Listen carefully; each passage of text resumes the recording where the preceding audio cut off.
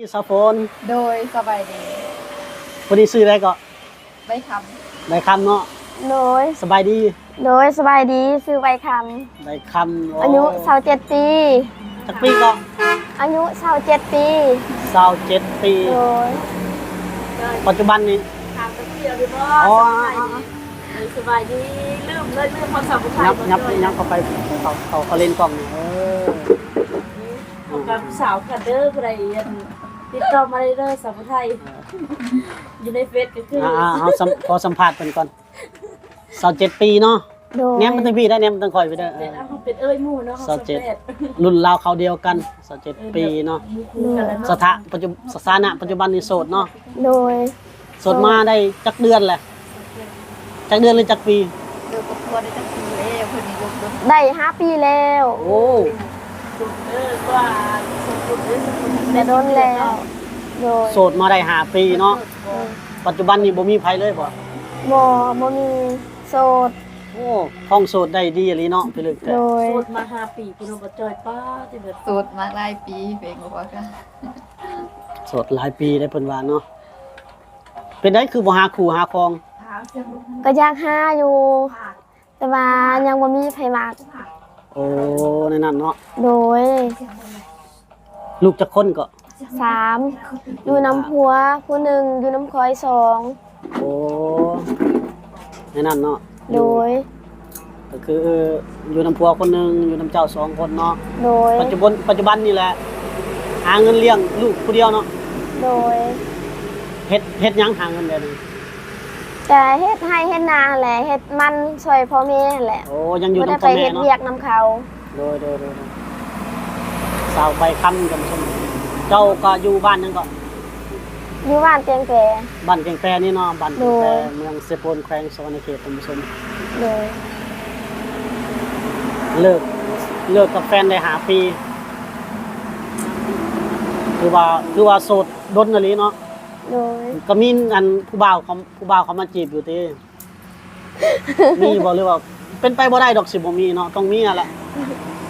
มีอยู่แต่ว่าบ่ได้ถูกใจนะบ่ถูกใจเนาะโดยอันบ่ถูกใจนี่คือมันเข้ากันบ่ได้บ่หรือว่าอะไรแบบว่ามีอยู่ว่ารุ่นน้องอะนะรวมกันแล้วบ่เข้าใจกันแบบค่อยก็เป็นเอื้อยแล้วค่อยบ่มักรวมรุ่นน้องโอ้รุ่นน้องมาจีบโดยบ่รุ่นน้องนี่ก็เนาะโอ้ยแบบค่อยว่าเว้าบ่อายเนาะค่อยมักสไตล์คนเฒ่านะมักคนอายุหลายรุ่นพ่อเลยนะค่อยสิเว้านะ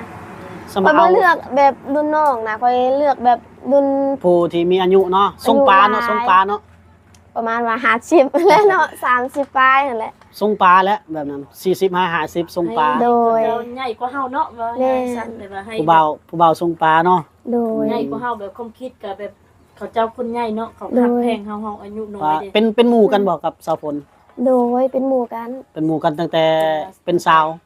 โดยเสี่ยวฮักเสี่ยวแพงเลยนะคันว่าเสี่ยวฮักเสี่ยวแพงไปใส่ก็ไปนำกันบัดนี้เป็นแม่ห้างก็เป็นนำกันเป็นแม่ห้างก็เป็นนำกันโอ้วาสนาไปก่อนมื้อนึงไปนำหลังวาสนาเนาะก็บ่มีไผต้องการดอกเนาะให้ได้มันเป็นไปแล้วเนาะแม่นเพิ่นก็บ่ได้มีไผอยากมีอดีตหรอกมีไผอยากมีอดีตเพิ่นว่าแม่นความมันและอดีตมันคมคืนเนาะแม่นแต่คือว่าแล้วแต่ทุกคนก็เริ่มใหม่ได้เสมอว่าซั่นซะเนาะปัจจุบันนี้ก็สาวฝนนี่ก็ยังบ่มีเนาะยังกันบ่มีอันผู้ที่ว่าสิถึกใจกันฝากเด้อผู้บ่าวไทยหรือว่าผู้บ่าวลาวอยู่เมืองนอกอยู่เมืองนาเอาตื่มให้สะดอกอยู่ไสโสดเด้อโสด 100% เด้อโสด 100% แต่ว่าโสดผู้สาวมือสองผู้สาวมือสองกำลังฮิตเด้ตอนนี้เนาะเพลงก็ดังมันก็บอกเลยผู้สาวมือสองเนาะรับได้ก็เราก็เปิดใจนะรับได้ก็เปิดใจรับบ่ได้ก็บ่เป็นหยังบ่ได้หายดอกนี่สาวบัวคำเพิ่นบอกเลยท่านผู้ชมบ่าวจอยก็ยังบอกผิดเนาะบ่จอยก็ไปบ่เป็นสะดอกเนาะมาเจอกันสาวใบคำเพิ่นเปิดใจไปฮอดบ่ถึกซ้ำเฮากันเนาะเอาเดี๋ยวจักหน่อยสิแจกเฟซอีกเนาะแจกเฟซได้อยู่บ่สาวใบคำได้เนาะโดยสาวแม่โอ้แม่ห่างลูก3สำคัญเลยเนาะ โดย อายุเพิ่นก็ผู้ดีแบบ อายุก็20ไปกว่าปี27ปี ผู้ดี อันก็ เป็นเสียวหักเสียวแพง ไว้ใส่กับแม่นำกัน ตอนเป็นผู้สาวก็อยู่นำกัน โน ตอนเป็นแม่ห้างก็เป็นแม่ห้าง ค่อยเป็นก้อน เราเป็นตำหลัง โนแม่นแล้วเจ้าเลิกกับสามีมา7ปีเนาะ โดย5 ปี 5ปีเนี่ย โดย เอาไปอีก เพิ่นก็จะ 5 ปี แบบตุ่มไปตุ่มมาตึ้งเว้าตึ้งตกไปตลอด บอกไปเรื่อย เลยคืออายุเอาผัวอยู่ใกล้ๆนี่เนาะอยู่ ๆใกล้นี่เปิดอยู่วันตรง สเปคก็แม่นผู้ที่มีอายุขึ้นไปเนาะ โดย แบบว่า อายุน้อยก็บ่เป็นหยังถ้ารวมแล้วเว้าแล้วก็ทึกใจแบบรวมแล้วเข้าใจกันก็บ่เป็นหยัง เออเพิ่นว่าคันดีแท้แล้วแม่น40ขึ้นไปเนาะ30 40ขึ้น โด ไป ย 45 50พอดีงามเนาะ ข่อยบ่ได้ติดอกถ้ามาอยู่นํกันแล้วมีความสุขแล้วรวมนํกันแล้วเข้าใจกัน แม่นๆสิ่งสำคัญที่สุดก็คือความเข้าใจกันหั่นล่ะ โดย แล้วอยู่นํแล้วมีความสุขคุยนํแล้วมีความสุขเนาะ โดย เฮามีความสุขเบิ่งออกดอกผู้ใดสิไปนํกันได้หั่นเนาะ โดย ลมกันทางโทรศัพท์ก็เข้าใจกันแล้ว แม่น มั มัน น ก็ กันครั้งแรกก็รู้สึกว่าเขา มันผูกพันมันต่างดอกกันคนที่ถูกชะตากันว่าซั่นซะไปอ่า เสร็จนี่เนาะว่าง่ายเสร็จนี่เพิ่นดึงเข้ามาเลยเขาล่มไปเขาก็มีความสุขอยู่ในใจเขาแล้วเนาะผู้นี้ก็เขาเจ้าแบบเฮ็ดเขามีความสุขเขาก็แบบอย่าสร้างครอบครัวเขาเจ้ามันนี่เนาะไปอยู่แบบคุยไปแบบเขาไม่มีความสุขปานนี้ก็เขาก็บ่อยากคุยกันแม่นบ่ แม่น คุยต้องมีความสุขแบบมีในใจอย่างกันแบบทีนี้แบบเขาเว้าเพื่อก็ฮับได้หมดนะแบบว่าสมมุติเฮาทุกข์ในใจเขาเนาะแบบว่าเขาเจ้าฮับฟังนะโอ้เขาก็โอเคแล้วเนาะ โดย ธรรมดาแหล้วก็คอยใจเย็นหนุ่มๆเข้ามาก็ใจเย็นๆคุยกันก่อนอยากคุยกับผู้ใดเนาะแบบว่าบางคนก็เฮ็ดงานอยู่ต่างประเทศเหงาก็โทรมาคุยมาลมน้ำได้เนาะ โดย บ่เป็นหยังลังเทื่อคุยถึงใจก็ห้อยไปสานต่อแล้วเนาะ โดย เมืองไทยกับเมืองลาวบ่ได้ไกลกันปานใดเด้ โดย จวดมาแล้วเนาะ ติดกันอยู่ติดกันอยู่ คันเพิ่นอยากมาลิ้นน้ำก็ได้บ่ โดยได้ มาเนาะผู้บ่าวไทยเพิ่นอยากมาลิ้นน้ำมาเห็น โดย นี่มาลิ้นอยู่เฮือนเสาฝนนี่ให้คัก โด เนาะ ย อยู่เฮือนอยู่หั่น มาอุดหนุนเพิ่นเลย มาอุดหนุนเพิ่นเลย อยู่มันยกมันหารเนี่ยเนาะ ผู้ว่าคนไทยมาอย่าลืมส่วนบ่าวจอยมาเด้อ บ่ได้ปากันอยู่แล้วได้ก็มัน ตา กัน แพงใน FC มาผู้เดียวสิแล้วกินข้าวนั้นมันสังคมเด้อโอ้ยเครียด FC แล้วแหละ ทางพี่ก็สิต้มไก่ทาเหมือนกันดอกต้มไก่ทาได้แล้วยกเบียร์มาจักลังหนึงพอบ่คิดหลายดอกพอดีม่วน คือว่าเหมาหมดหารเนี่ยมาอุดหนุนก็ต้องเอาเต็มที่แล้วเนาะวันละล่างนึง อัน EP นี่กับสาวใบคำนี่สิเอาสำนีก่อนเนาะสุดหน้าแล้วเฮาจังไปเบิ่งเฮือนซ่านเพิ่นเพิ่น มา อยู่ คนก่อนนะแล้วยินแต่ว่ามีแม่ห้างมาถามมันสะฝนเนาะมันมาวันนี้แบบวันนี้บังเอิญกับฝนตกเขาก็ได้เห็นกันวันนี้เนาะ โดย โศกชะตา นัดมา แบบว่ามาดึง อยู่เฮือนอยู่ทางใดก็เฮือนน่ะ เพื่อนคอย ไกลเฮือนค่อยหัน ไกลเพื่อนพ่อแม่หมู่ อยู่กับพ่อแม่เนาะปัจจุบันนี่เนาะ โดย บ่ได้อยู่เฮือนต่างเนาะ บ่ ก็อยู่นํเพิ่นอยู่มื้อหน้าจังไปเบิ่งเฮือนซ่านเพิ่น โดย หรือบอกว่าอยู่นี่ก็ได้แต่ว่าอยากให้ผู้ชมได้เห็นนำนะ เดี๋ยวว่าเบิ่งเพื่อนเพิ่นก็มานั่งลิ้นนี่ก็ได้เนาะ โดย มาแบบมาลิ้นอาหารนี่ก็โอเคอยู่ มาเล่นอยู่เพื่อนก็ได้บ่เป็นหยัง ปินมาพี่น่าจะแนมหาผู้บ่าวทางนี้แล้วจังได้เห็นเนาะ เอฟซีจะฟังไทยถึงเห็นเนาะ เออ เนี่ยมาทางนี้เพิ่นบ่เห็น เพิ่นมาลิ้นน้ำได้เนาะเพิ่นมาลิ้นน้ำ โด ได้เนาะ ยได้บ่เป็นหยัง โอ้ผู้ใดอยากมาหาสาวลาวก็ติดต่อหาบ่าวจอยเด้อท่านผู้ชมเด้อ ผู้ใดอยากมาที่ตุ่มไก่ท่า เพิ่นสิต้มไก่แห้งแล้วไก่ก็ตัวนึงเงินตัวละ150,000บ่แห้งเลย โอ้ย300 บาทบ่ไปใช้ดอก 300บ่ เออไก่ลาดบ้านเฮาเฮ้ย เดี๋ยวผู้สาวต้มมันก็ เออ ผู้สาวต้มมันก็ยำขึ้นแน่แล้ว เอา เนาะ ตัว400 บาทซะไป ใครสิมาซื้อกัน300มันยังขาย300มันก็ไม่ได้แล้วเนาะมันก็ลุบแล้วเนาะ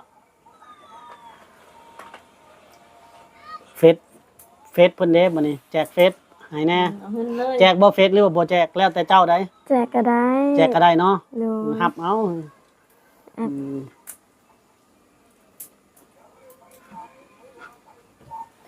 ซื้อเฟซกับใบค ไปค โอเคเดี๋ยวสิเข้าไปใกล้กัน ง่ายอยู่เพิ่น โอ้ พิมพ์ง่ายอยู่ ใบคำเนาะสั้นๆนะเนาะ ำ เนาะจะน่าจังถ่ายรูปแคปไว้ให้เดี๋ยวมันจะสิแอดไว้เป็นหมู่คือกันเผื่อ คือที่เพิ่นติดต่อมันเนาะ ก็คือเลี้ยงลูก2คนเนาะ โดย ก็บ่ได้ไปรับจ้างบ่หรือว่าไปค้าไปขายบ่ได้ไปเนาะ บ่ได้ไปเฮ็ดเวียกมีแต่อยู่เฮือนเฮ็ดเวียกช่วยพ่อแม่อยู่บ้าน บ่ถนัดเนาะเฮ็ดไร่เฮ็ดสวน เฮ็ดไร่เฮ็ดสวนเฮ็ดสวนมัน โอ้ มันเนาะก้นแล้วบ่ ย่าง ยัง อื เนาะ มมีแต่เท่านั้นเนาะคือว่ายังโสดได้เนาะบ่ได้ตัวติ บ่ได้ตัว อย่าไป ยัง ตัว โสด FC ซะได้ โสด100% โสด5ปีแล้วบ่จ้อยก็สำนั้นแล้วเนาะ5ปีละ เอาสิปิดโสดกับมองนำบ่าวไทยนี่ละ โดย มาแต่แท้บ่าวไทยเนี่ยมาหาสาวลาวเนาะเดี๋ยวบ่าวจอยพามาเบิ่งกันดอก สาวลาวก็เพิ่งส่งได้เพิ่นบอกเลยเนาะ โดย บ้านว่าเข้าใจว่าผู้สาวสดบ่แม่นได้มือสองเลยเนาะ แม่นข่อยก็เว้า หมดแล้ว หนูข่อยก็คือกันคันไผอยากล้มนำข่อยก็ข่อยก็เว้าความจริงว่าข่อยเป็นคนทุกข์ยากแบบว่าข่อยอันผู้สาวมือสองว่าข่อยมีลูกแล้วมีลูกติดข่อยก็บอกความจริงข่อยบ่มีปิดบังหยังดอก เพื่อเจ้าสิรับข่อยได้ก็ขอบใจรับบ่ได้ก็บ่เป็นหยัง จะเจออยู่เลยบัดนี้ เอาฮู้ความจริงแล้วก็รับได้อยู่ดอกมันก็คือว่าเนาะบ่มีใครอยากมีอดีตเนาะอดีตที่คมคืนก็บ่มีใครอยากมีแต่ว่า มันเป็นมาแล้วเฮาก็ลืมแล้วอดีตเนาะสร้างปัจจุบันใหม่นะบัด ถ้าเลือกได้ก็อยากสร้างครอบครัวเนาะเป็นครัวที่แยกแก้วนั่นแหละแต่อยู่นำกันแล้วเข้าใจกันบ่ได้ ก็ต้องแยกทางกัน คันมีผู้บ่าวเพิ่นสนใจเพิ่นมักนี่อยู่ลาวเฮาก็ไปอยู่เมืองไทยนี่ไปอยู่เมืองไทยก็ได้บ่ หนูอยู่ใส่ก็ได้ ถ้าอยู่นำกันแล้วเข้าใจกัน เนาะ อยู่ไทยอยู่ลาวก็อยู่ได้ โอเคคือว่าหมดเปลือกเนาะปอกจนหมดเปลือกเนาะ หมดเลย ประวัติเฮาบ่ถามขึ้นหลังเนาะเพราะว่ามันดนเลยเด้ 5 ปีแล้ว 5 ปีแล้วบ่ถามขึ้นห บ่ ลัง เป็นหยังอยากถามข่อยก็บอกให้เลยข่อยแบบข่อยคนสบายนะแบบว่าข่อยสบาย กระสันน่ะอีพี่น่าจังมาถามมันประวัติดีกว่าเนาะ อยากพูดว่า บ่จ้อยก็ทุกคน3ว่า5 แบบว่า ปีเลยเนาะ ปะกันกับพัวย้อนหยังย้อนเหตุผลหยังข่อยสิอธิบายให้ฮู้ เอาบ่เป็นหยัง ข่อย เอา เว้า สำนี้ก่อนอี ทุ พี่ ก นี่ สิ่งทุกอย่าง แม่ นั่นแหละ ว่าทางนั้นคือสิสร้างกับโพใหม่เลยเนาะ ยัง ยังบ่ ยัง เป็นเวียกตอนนี้อยู่เวียงจันทน์ เออเอาว่ายังว่าเอาสำนี้ก่อนนี่กักไว้ก่อน แบบว่าผู้ดีแบบคันขยิกขยักอะไรว่าจ้อย อยากถามก็ได้โลดน้องสิพร้อมสิตอบนั่นแหละ เอาอีพี่หน้าก่อนอีพี่นี่เอาสำนี้ก่อนว่าแต่เพิ่นเปิดใจนะอีพี่นี่เนาะ โด เพิ่นมาเห็นก็เปิดใจโลดเพิ่นว่าอยากได้อันผู้บ่าวไทยเนาะผู้บ่าวไทยก็ได้ผู้บ่าวลาวก็ดีว่าซั่น โดย ๆอยู่เมืองนอกก็ได้เนาะ โดย อยู่เมืองนอกแห่งดีแหล้วคนหลอกคนลาวเฮาก็ได้บ่ได้ติว่าแต่คุยกันเข้าเรื่องนะ แบบเขาว่าบ่ติข้าวเปลือกบ่เหลือข้าวสารนะ เนาะ แสดงว่าเข้าใจกันเนาะ โดยแม่แล้ว โอเคเนาะขอบใจหลายสำหรับ FC เนาะบ่ว่าจะเป็นคนลาวเฮาบ่อยู่เมืองนอกอยู่เมืองนาอยู่ต่างประเทศบ่หรือว่าFC จากเมืองไทยเนาะอยากมาลิ้นมายามสาวลาวเฮาก็มาได้เด้อสำสมคือเพิ่นเว้าเฮาแล้วสาวมือสองเฮาก็บ่อยากย้ำหลายเนาะเว้ ยำลายก็ได้บ่เป็นหยัง อ๋อจะไปตำอกตำใจเพิ่น บ่เป็นหยังเนาะเอ้ยเนาะ มาได้เด้อท่านผู้ชมเด้อมาหาบ่อจอยเดี๋ยวบ่อจอยพามาลิ้นมาหัวมาทำความรู้จักกันลึกๆกว่านี้ก็ได้เนาะท่านผู้ชมเนาะเพิ่นก็เปิดอกเปิดใจแล้วก็เปิดเฟซพร้อมเนาะก็อยากได้ก็มีแต่นั่นเลยแหละมีแต่แอดเข้าไปเลยสาวฝนเด้อซะเนาะลืมสาวฝนเด้อซะ มันเหงานอนแล้วมั้ง เปิดเฟซให้เบิ่งนะนอนรับแล้วมั้ง สบายให้ FC แอดไปเองเนาะเด้อเฮาจัง เห็นอยู่บ่ เห็นอยู่โอเคละได้ละจังสบายให้เพิ่นรับเอาเองFC ก็จะได้บ่มาถามเฮา เขาเป็นตัวใจแล้วกันผู้เห็นแล้วกันติดต่อมาจะทำได้ติดต่อมาเลย เข้ามาแต่เฮ็ดเวียก โอเคเนาะท่านผู้ชมเนาะคลิปนี้ก็สิจบไว้เพียงส่ำนี้แหละท่านผู้ชมบ่จอยก็สิกลับบ้านก่อนพบกันใหม่ใน EP ต่อไปนะผิดพลาดประการใดกับขอโทษขออภัยเนาะสำหรับคลิปนี้ เฮาทั้ง4คนกล่าวคำว่าสบายดี สบาย อ่า ดี สบายดี